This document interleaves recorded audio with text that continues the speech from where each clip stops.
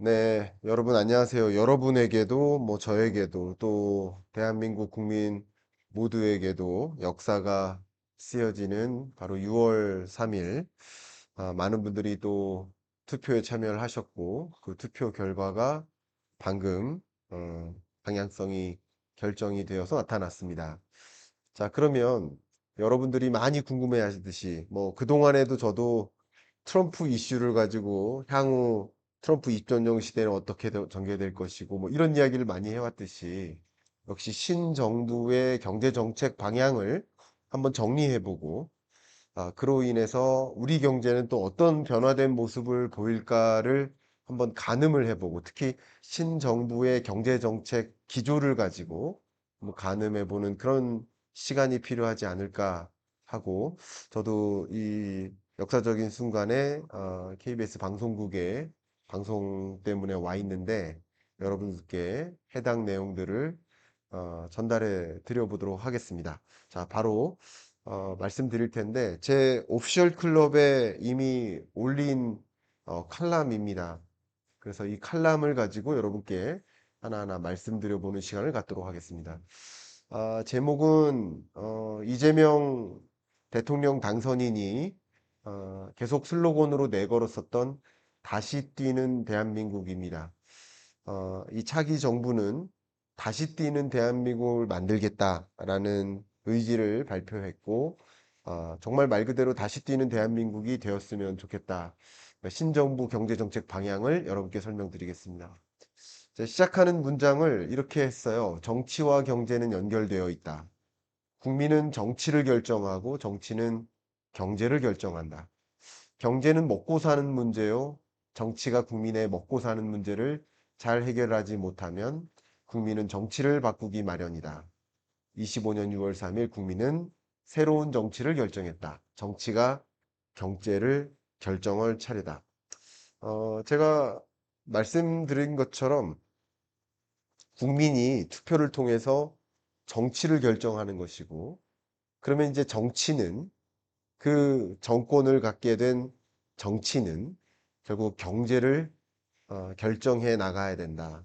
소위 국민이 이 먹고 사는 문제에 해당되는 경제에 대한 그림을 그려 나가야 된다. 저는 이제 항상 갖고 있는 의지가 바로 이 두 번째 문단에 담긴 것입니다. 진보가 옳고 보수는 그른 것이 아니다. 보수가 옳고 진보가 그른 것은 또 아니다. 진보도 옳고 보수도 옳다. 모두 옳은 것이지만 그 시대적 과제를 읽고 국민투표로 선택하는 것이다. 선출된 정권이 한국 경제 시대적 과제를 어떻게 해결해 나갈지를 들여다보고 향후 경제정책 방향을 가늠해 볼 시간이다. 말씀드렸던 것처럼 무조건 예를 들어서 진보주의 정치적으로 진보 성향이 있고 보수 성향이 있는데 진보 성향의 정치적 지지자들도 보수의 정책 기조가 다 그른 것이라고 판단하진 않을 수 있고 5천만 국민이 전혀 다른 생각들을 모두 가지고 있기 때문에 어쨌든 다수결의 원칙으로 민주주의의 원칙으로 투표로서 진보인지 보수인지를 선택하는 것이 국민투표인 것이다. 그래서 뭐가 옳다를 저는 논하고 싶지 않고요. 그 투표로서 결정된 정권, 그 정치가 그 시대에는 시대적 과제에 부합하는 것이다. 그래서 모두 옳은 것이고 지금은 어쨌든 진보적 정치색을 국민들이 과반수로 선택한 것이다. 이렇게 평가하면 어떨까요? 예, 그렇게 의견을 드리고 지금부터는 5가지 부문에 걸쳐서 이재명 대통령 당선인의 경제정책 공약과 경제정책 기조와 그동안의 여러 중요한 핵심 발언들을 가지고 어떤 변화가 있을지 하나하나 말씀드려 보도록 하겠습니다. 바로 가겠습니다. 첫 번째는 실물 경제입니다. 제목을 잃어버린 성장 동력을 찾아서입니다. 앞서 말씀드렸던 것처럼 다시 뛰는 대한민국이라는 슬로건을 내건 것처럼 저성장 고착화되어 있는 현재 한국 경제를 이제 안 되겠다. 뭔가 성장이라는 제목을 끌어낸 겁니다. 어쩌면 진보 정부에는 성장 정책과 분배 정책 둘 다 필요할지 모르지만 둘 중에서 이게 뭐가 서로 상충된다면 다소 분배 정책을 우선시하는 게 통상적인 진보 정부라고 저는 이해를 하고 있습니다. 제 이해가 잘못될 수도 있죠. 저는 그렇게 보고 있다는 뜻입니다. 그런데 이게 상충될 때 뭐를 선택하겠다? 지금은 성장이 우선시되는 시점이다라고 평가를 했습니다. 그동안 약 50여 년 동안 고성장을 반납해왔기 때문이에요. 고성장을 반납했다는 얘기는 이제 성장 동력을 상당 부분 잃었다는 뜻입니다. 지금 25년이 무슨 해입니까? 21세기잖아요. 21세기에 25년이 지났다는 얘기는 1쿼터가 지난 거예요. 그러면 이 지점에서 우리는 제로 성장을 만났는데 0.8%죠. 제가 칼럼을 좀 재밌게 쓰기 위해서 제로 슈가 좋아요. 제로 칼로리 좋아요. 제로 성장은 좋지 않습니다. 그러니까 다시 뛰기 위해서는 성장 동력이 필요하다라고 이야기를 하고 있는데요. 좀 내용을 밑으로 내려가 보겠습니다. 이 그래프를 제시했습니다. 한때 우리 한국 경제가 14.9%의 고성장을 하던 시대가 있었다면 지금은 2025년 들어서 한국은행의 전망치가 0.8%입니다. 그러니까 저성장으로 내려온 거예요. 그러면 이렇게 고성장을 반납해 왔던 우리 한국 경제로서는 시대적 과제가 이제 고성장이라는 것이죠. 혹은 저성장에서 벗어나는 것이죠. 제로 성장에선 벗어나자. 이게 우리의 시대적 과제인 것이다. 제가 칼럼에다가 뭐라고 썼냐면 피자를 고루 나누어 먹는 것도 중요하다. 분배도 중요하다. 그러나 피자를 이제 너무 쪼그라들어서 피자를 두 배로 키우는 일도 중요하다. 성장 정책도 필요하다. 사실 성장을 시켜야 피자를 두 판으로 두 배로 키워야 각각에게 돌아가는 피자의 양이 늘어날 수 있는 거죠. 그러니까 작아지는 피자를 가지고 어떻게 나눌까를 고민하는 것도 필요하지만 중요합니다. 그러나 피자 자체를 키워야 각각에게 돌아가는 피자의 양이 늘어날 수 있다. 그러니까 성장이 지금 현재는 너무나 제로 성장까지 내몰렸기 때문에 성장이라는 키워드를 끌어내지 않을 수가 없고, 그래서 이재명 당선인은 앞에 말씀드렸던 것처럼 다시 뛰려면 성장 동력이 필요한데, 그래서 AI를 가장 먼저 꼽았습니다. 그래서 특히 국가 단위의 공공 데이터 센터를 구축하고 뭐 학생이나 소상공인이나 뭐 중소기업이나 할 것 없이 이런 공공 데이터 센터 AI 고속도로라고 표현했습니다. 이것을 바탕으로 해서 이 AI를 누구나 이용할 수 있도록 해서 비즈니스적으로 AI 전환을 이룰 수 있도록 지원하겠다. 역시 과거에 우리 한국 경제가 일으켜 세워지는데 고속도로가 한 역할을 했다면, 아날로그 시대 때 고속도로가 필요했었다면, 지금 디지털 시대에는 디지털 시대에 어울리는 인프라 AI 고속도로가 필요하다. 그게 바로 국가 단위의 공공 데이터 센터다. 그럼 이 부분에 상당히 많은 기업, 특히 데이터 센터 구축 사업에 뛰어들 많은 기업들, 이런 부분들에는 상당한 뭐 수혜로 작용할 수 있겠고, 또 그런 인프라가 저변에 깔리면 많은 경제 주체들이 데이터 센터를 활용할 수 있겠죠. 그죠? AI 인프라를 활용할 수 있겠죠.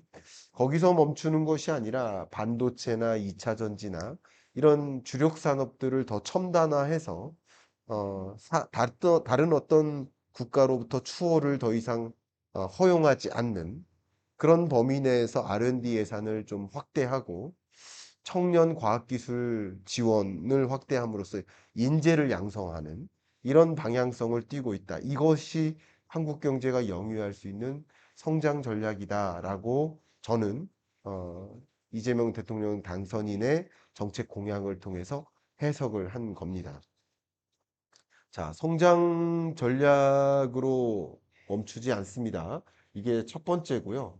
성장 이외에 두 번째가 있는데, 일단 여러분들이 가장 관심 있어 하시는 영역들이 뭡니까? 바로 성장 다음이 뭡니까? 두 번째가 아마도 자본시장과 자산시장 아닐까요? 그래서 자본시장과 자산시장을 먼저 말씀드리도록 하겠습니다. 바로 자본시장부터 좀 들어가려 하는데요. 자료를 보시면 자본시장, 소위 코스피 5천 시대죠. 코스피 5천을 공약했어요.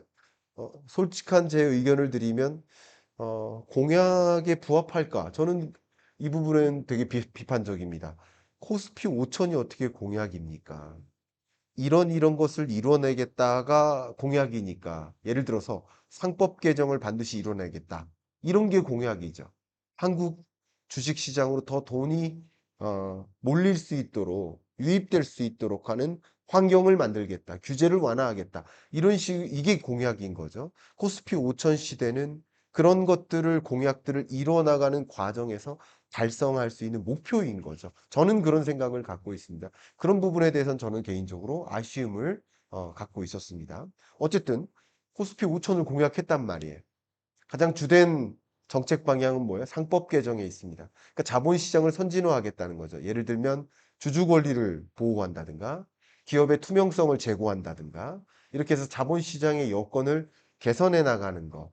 근데 제가 강조하고 싶은 것은 상법 개정만 하면 코스피가 뭐 4천을 넘고 5천을 넘고 이렇게 기대하는 것은 섣부른 일입니다. 여러분 보약 먹으면 갑자기 달리기 신기록을 돌파합니까? 보약을 먹고 나면 예를 들어서 팔굽혀펴기 어, 최대 20회 했던 사람이 갑자기 50회를 합니까? 아닙니다. 보약 먹는다고 아프지 않으리라는 법이 있습니까? 아닙니다.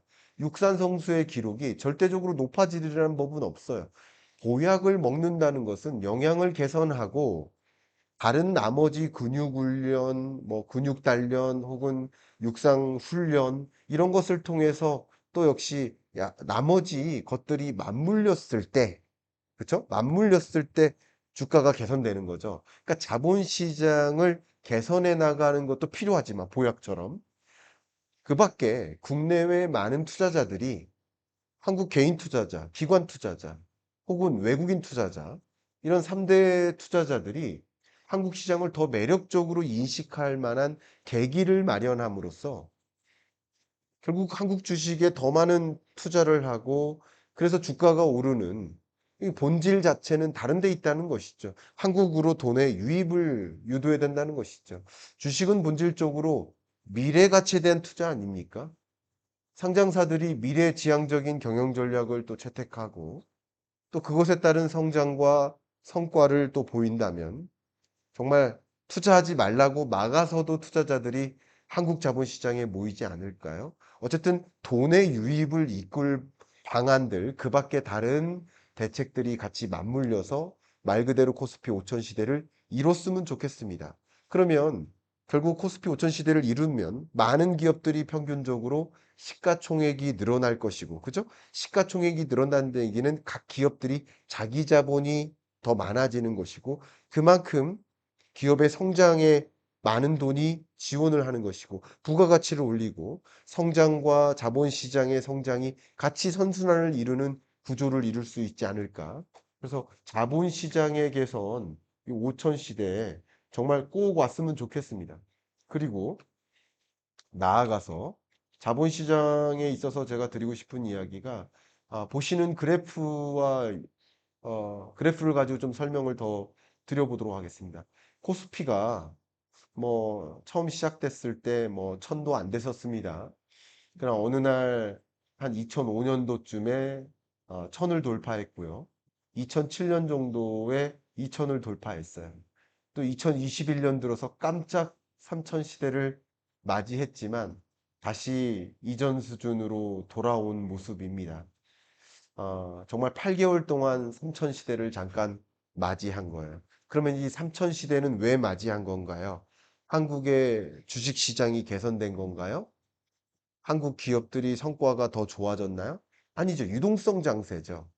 유동성이 2020년, 21년에 급격히 기준금리를 인하하고 유동성을 공급하고 확장적 재정 정책을 펼치고 실물 경제가 너무 무너졌었기 때문에 경기 부양적으로 유동성을 많이 공급했는데 상당 부분의 또 유동성은 주식시장, 부동산 시장으로 옮겨갔던 것이죠. 그래서 삼천 시대에 반짝 넘어섰던 것입니다. 근데 지금 4년 동안 2,500 언저리에 있어요. 근데 왜 그런 것일까? 한국 주식에 대한 관심이 떨어져서다라고 저는 평가를 합니다. 그 관심이 떨어졌는지를 확인하기 위해서 제가 상장 주식 회전율이라는 지표를 가지고 설명드려 보려 합니다. 상장된 주식이 얼마나 자주 거래되는지를 나타내는 척도이거든요. 근데 보시는 것처럼 2020년, 21년 소위 동학개미 운동이 일어났을 때 이때 주식시장에 대한 열기가 뜨거웠고 그만큼 많은 자금이 한국 주식으로 몰렸습니다. 물론 이때 한국 주식만 그랬던 게 아니라 세계적으로 다 그랬던 거죠. 그래서 지금 2025년에는 과거 어느 때보다도 낮은 회전율을 보이고 있다. 한번 보세요. 이 회전율이 말이죠. 오히려 역사적으로 그 어떤 때보다도 낮은 흐름을 보이고 있어요.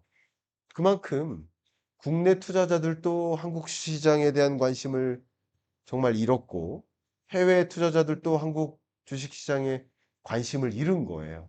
이제 뭔가 한국 시장으로의 관심을 유인하는 그런 대책들을 마련해야 합니다. 그래서 그냥 상법 개정만으로 코스피가 5천 되겠지 하는 생각보다는 이 부분은 제 제언입니다. 한국 시장으로 돈의 유입이 있도록 유인하는 것이 필요하겠다라는 의견 드려보도록 하겠습니다. 그런 것을 통해서 정말 코스피 5천 시대를 이뤘으면 좋겠습니다. 여담을 좀 드린다면 저는 개인적으로 예를 들어서 공적 기금, 예를 들어서 국민연금 기금운용본부가 대표적이죠. 이 공적 기금을 모으면 이 공적 기금을 활용해서 운용하죠. 1200에서 1500조 사이에 달하는 이 공적 기금이 모이면 그 돈을 가지고 운용합니다. 그래서 국민연금 기금을 더 부풀리면 좋겠죠. 성공적으로 자산 운용을 해 나가면 좋겠죠. 그런데 말이죠. 국민연금공단이 기금운용본부가 저도 정규적으로 국민연금 기금운용본부에 가서 강의를 하고 있지만 이 기금운용본부에 근무하시는 전문가들이 생각해 보세요. 국내 주식 비중, 국내 채권 비중, 해외 주식 비중, 해외 채권 비중, 그 밖에 간접 투자. 이렇게 포트폴리오가 구성됩니다. 근데 점차 미국을 중심으로 한 해외 주식 비중을 늘리고 또 미국 국채를 비롯한 해외 채권 비중을 늘립니다. 한국 주식 비중을 줄이죠. 물론 국민연금 기금운용본부의 목적은 국민연금 기금을 더 자산 운용을 성공적으로 해서 키우는 데 목적이 있죠. 근데 기금운용본부조차 우리나라를 대표하는 거의 최대 자금운용 기관조차 한국 주식 비중을 줄이는데 한국 시장에 관심이 생길까요? 다른 투자자들이? 저도 그냥 자산 관리를 하실 때는 국민연금처럼 하셔라라는 조언을 종종 드리는데 그게 과연 방향성이 맞을까? 그러니까 제가 국민연금 기금운용본부가 그렇게 액션을 취하는 게 목적이 다르니까 잘못됐다는 뜻은 아닙니다. 그러나 기금운용본부조차 국민연금조차 한국 시장을 버리는데 누가 한국 시장에 들어옵니까? 그러니까 국민연금 기금운용본부조차 한국 주식 비중을 늘리는 게 더 좋은 전략이 될 수 있도록 그렇게 방향성을 만들어야 모두가 한국 주식으로 유인될 수 있지 않을까요? 뭐, 제가 구체적인 이야기를 더 드리긴 어렵지만 그런 방면에 있어서의 추가적인 고민들을 더 충분히 해주시면 어떨까 하는 의견을 드려보고자 합니다. 또한 드리고 싶은 이야기가 이제 여러분들이 관심이 있어 하시는 부동산 시장입니다. 자산 시장이죠. 보도록 하겠습니다. 이재명 대통령 당선인이 유세 기간 동안 이런 이야기를 했습니다. 가격이 오른다고 힘들여 압박할 필요 있습니까? 수요 과다로 집값이 오르면 세금으로 수요를 억제하는 것이 아니라 공급을 늘려 적정한 가격을 유지하도록 하겠습니다. 이게 이재명 당선인이 유세 현장에서 더불어민주당의 정책 공약을 발표하면서 남긴 말입니다. 그 이후에 MBC 방송에서도 유사한 발언을 또 똑같이 했었습니다. 이게 상당한 화제가 되고 있는데요. 기존의 진보 정부의 색깔과는 다르죠. 기존의 진보 정부 때마다 오히려 집값이 오르지 않았느냐라고 지적을 받았는데 그 부분에 대해서는 수용한다. 그래서 그런 일을 되풀이하지 않겠다. 그럼 어떻게 되풀이하지 않을까? 수요 과다로 인해서 강남 집값이 오르는 현상에 대해서 그걸 세금으로 막지 않겠다. 오히려 수요 과다로 인식이 다른 거예요. 이 부분 한번 말씀드리겠습니다. 수요가 과다해요. 집값이 올라요. 그 오르는 뭐 최고가를 갱신하면서 집값이 오를 때 소위 자산가들이 그것에 투자하고 내 집 마련을 하고 소위 말하는 똘똘한 한 채를 보유하려 해요.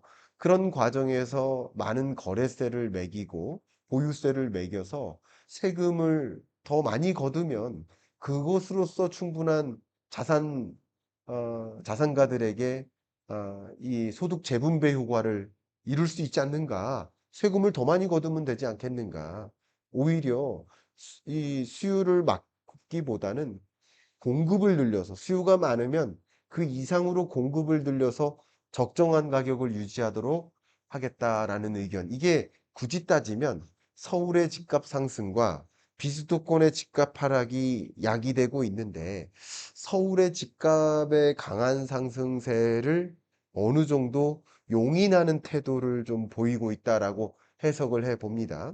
또 MBC 하이킥이라는 그 라디오에 출연해서도 굉장히 인상적인 말을 남겼었는데 그 인상적인 말은 어 역사적으로 집값이 상승해 왔는데 그 상승하는 것을 거부할 수 있겠느냐라는 종류의 표현도 했어요. 그러니까 마찬가지로 지금 자료를 보여드리면 이재명 당선인은 이 그래프에서처럼 서울은 집값이 상승하고 있고 비수도권은 특히 5개 광역시는 집값이 꾸준히 하락하고 있는데 이런 양극화, 초양극화가 이뤄지는 과정에서 5개 광역시의 하락세를 어느 정도 막고 그것이 또 건설 투자를 주춤하게 하고 경기를 둔화시키고 미무양 주택을 쌓이게 만들고 하는 문제가 야기되니까 비수도권의 가격 하락을 어느 정도 막는 그 막는 장치가 뭐예요?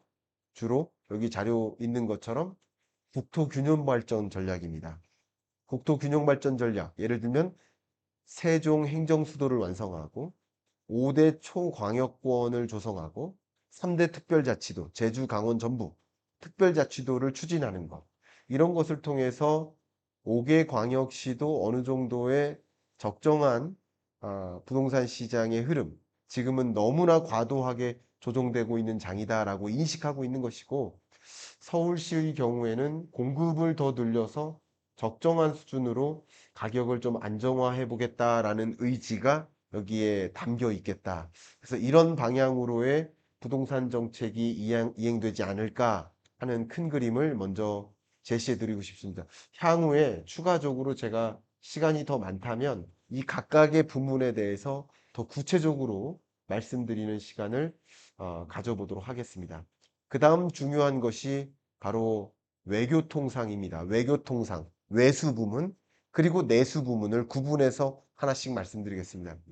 지금까지 외교통상 전략이 부재했었다. 불확실성이 너무나 고조됐었다. 근데 제가 표현하기를 지경학적 분절화, 그러니까 지정학적, 경제학적, 세계 경제가 파편화되고 있다. 세계 지도가 있으면 퍼즐로 구성되어 있어요. 이게 완전히 부서졌다가 다시 맞춰지는 그런 과정이에요. 근데 우리나라가 워낙 편중된 수출 구조를 갖고 있잖아요. 자료를 한번 보여드리겠습니다. 편중된 수출 구조 하면 뭐 크게는 두 가지입니다. 편중된 수출 구조에는 하나가 수출 대상국별로 너무 편중되어 있다. 두 번째는 우리나라의 수출 품목이 반도체와 자동차 부품 등 몇 가지에 편중되어 있다. 이 편중된 구조를 개선해야 된다. 그러니까 미중에 대한 수출을 줄이자가 아니에요. 미중 수출은 그대로 두더라도 인도, 인도네시아, 필리핀 등과 같은 고성장 국가에 대한 신시장 개척을 통해서 수출 비중을 이들에 대한 수출 비중을 늘려나가는 그래서 미중 간의 무역 전쟁이 격돌되고 무역 갈등이 심화될 때에도 우리의 무역이 흔들리지 않도록 수출 구조를 개선해야 된다. 또 우리나라의 수출 주력 품목들도 마찬가지 상대국에 대해서 미중이 만약에 뭐 제한 조치, 수입 제한 조치 때문에 우리나라 전체 수출이 자꾸 흔들리면 되겠습니까? 그러니까 그 밖에 다른 유망 수출 품목을 적극적으로 개발하는 노력도 필요하다라는 의견을 드리고 싶습니다. 또 대외 부분에 대한 결정은 수출만이 아닙니다. 수입 부분도 있습니다. 수입, 다른 말로 공급망 구조를 개선하는 것도 매우 중요하다. 오히려 더 중요할 수도 있겠다. 왜냐하면 지금은 공급망 전쟁이라고 해도 과언이 아니거든요. 그래서 이 부분을 좀 강조해서 말씀드리고 싶어요. 제가 페이지가 너무 많이 넘어가서 요즘 마우스가 없어서. 자, 공급망 구조도 개선해야 되는데 여러분 기억하시죠? 2019년에 일본으로부터 소재 공급 차단이라는 공격을 받았을 때 그때 이후로 소부장 국산화라는 소재 부품 장비 국산화라는 목표를 제시했고 그렇게 노력을 했지만 사실 지금 완전히 그대로입니다. 6년이 지났지만 한국의 공급망은 여전히 해외 주요국에 편중되어 있습니다. 근데 이 와중에 중국은 수출 통제법을 제정했고 핵심 광물 수출 통제를 본격화하고 있습니다. 우리는 하나하나를 허락을 받아야만 수입을 할 수 있는 구조인 거예요. 지금은 허락을 받을 때 허락을 승인해 주니까 수입을 할 수 있는 것이지 기본적으로는 수출 통제 대상이 되고 있습니다. 예를 들면 산화 텅스텐 80%, 91%가 넘게 중국에 의존하고 있어요.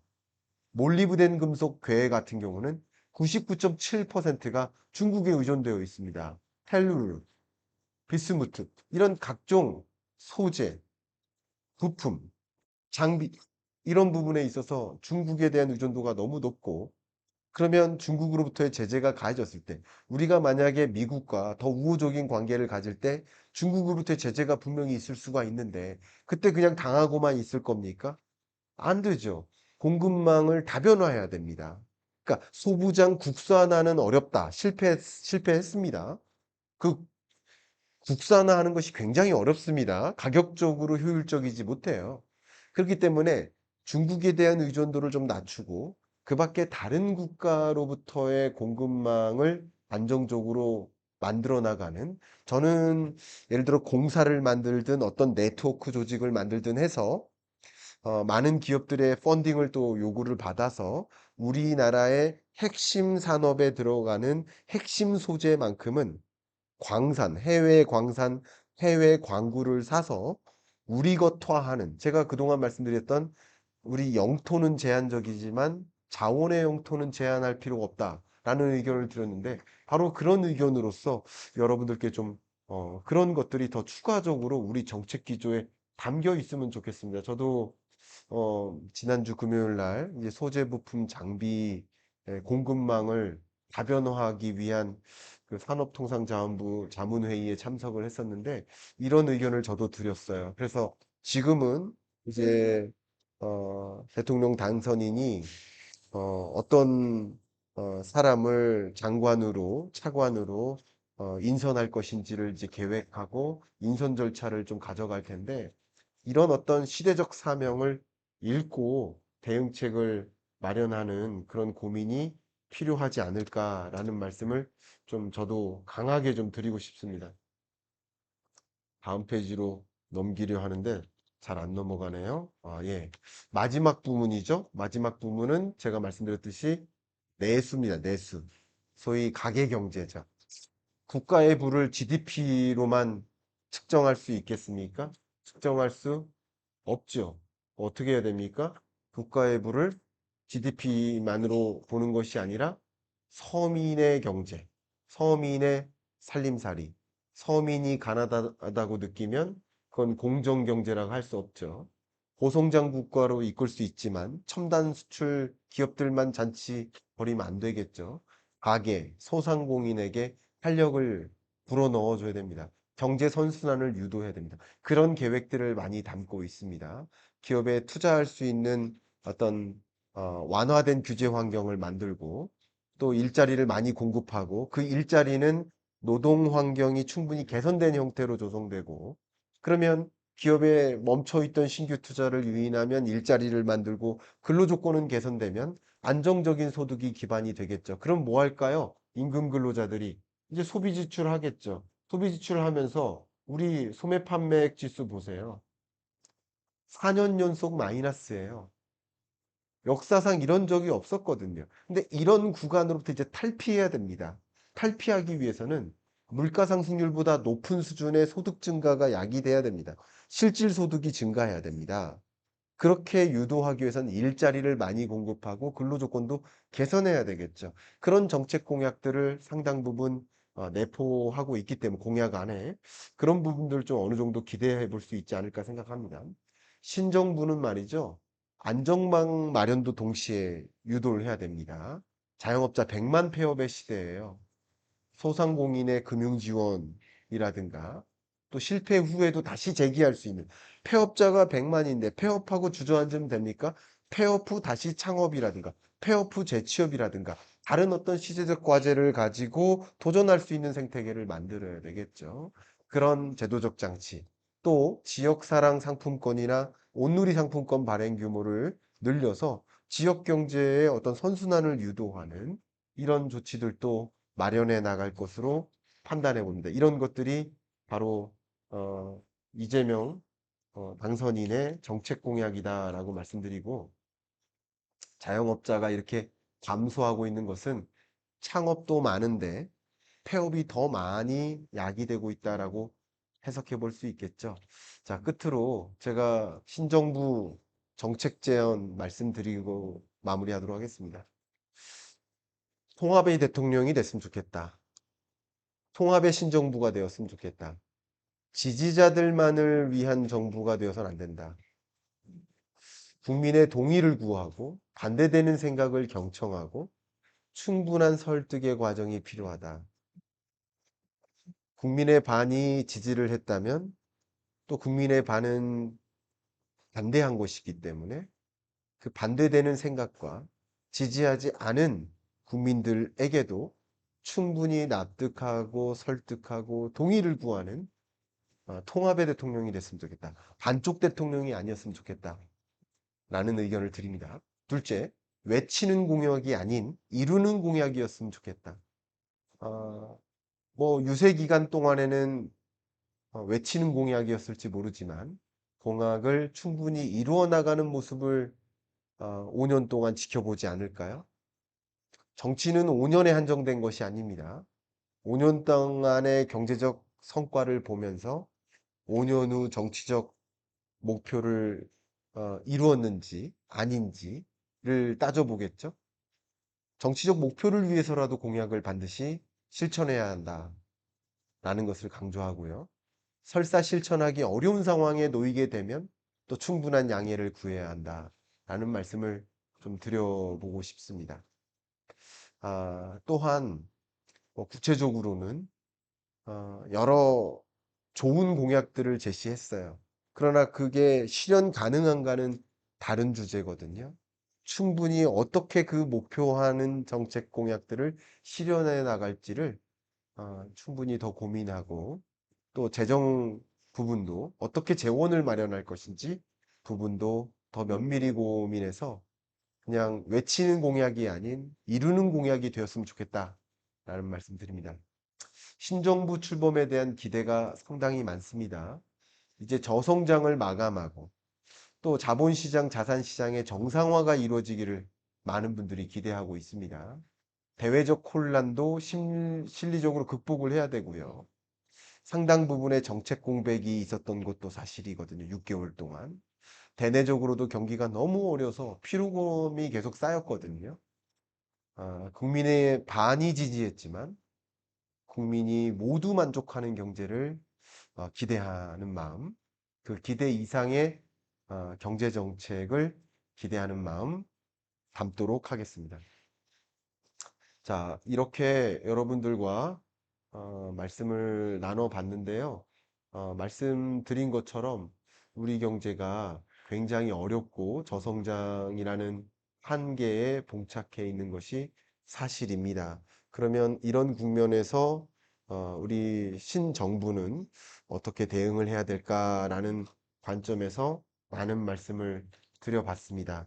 여러분들이 이런 이야기 좀 도움이 되셨길 바라고, 부디 정치적인 견해를 가지고 판단하시기보다, 정치적인 견해가 있으시겠지만 어쨌든 신정부가 출범하는 건 거스를 수 없는 변화니까 그 변화가 어떤 식으로 전개될지를 들여다보는데 오늘의 제 의견이, 오늘의 제 분석이 잘 활용되시기를 바라는 마음입니다. 끝으로 제가 오피셜 클럽을 이미 런칭을 했습니다. 이 오피셜 클럽을 통해서 여러분들과 더 많이 소통하고 있어요. 매일, 매주, 매월 소통합니다. 매일 굿모닝 마켓을 통해서 많은 정보를 공유하고, 또 매주 줌 수업을 하고 있고, 매월 오프라인 특강을 진행하고 있습니다. 여러분들이 더 많이 거시경제 현황을 분석하는데 오피셜 클럽에 좀 참여하기를 희망하신다면, 방금 올려드렸던 글도 오피셜 클럽에는 이미 게시가 되었죠. 이런 글로써도 경제를 좀 더 많이 심층적으로 들여다보길 희망하시는 분들 계시다면 고정 댓글 상단에 안내를 해 드려 놓았으니까 참조해 주시길 바라겠습니다. 부디 요즘에 좀 많은 주변 구독자분들이 말씀을 주시는데, 사칭 유튜브, 사칭 밴드, 사칭 카카오 톡, 이런 것들이 좀 많아지는 분위기입니다. 좀 너무 안타깝게 생각하는데 이걸 없애려야 없앨 수가 없어요. 그러니까 저는 여러분들께 조심하시라고 말씀을 드리고 싶습니다. 저는 어떤 카카오톡 방을 만들거나 어떤 종류의 밴드를 만들지 않습니다. 그리고 지금 하고 있는 제 공식 유튜브 채널 외에는 그 어떤 유튜브 채널을 운영하고 있지 않습니다. 그렇기 때문에 제가 운영하고 있는 것은 이 오피셜 클럽 뿐이에요. 그리고 여기서 건전한 경제 정보와 함께 생각하는, 물고기를 잡아드리는 게 아니라 물고기 잡는 법을 고민하는 자리예요. 그렇기 때문에 여러분들이 혹시나 다른 사칭, 사기 이런 것에 현혹되지 않으시기를 좀 말씀드리고, 가끔 어떻게 연락을 주셔서 정말 펑펑 울면서 몇 천만 원을 사기를 받았다 이렇게 말씀하시는 분들도 계신데, 부디 다시는 그런 사례가 발생하지 않기를 바라는 마음 제가 꼭 유의 말씀을 드리면서 오늘 마무리하도록 하겠습니다. 네, 평안한 하루 시작하시길 바랍니다. 감사합니다.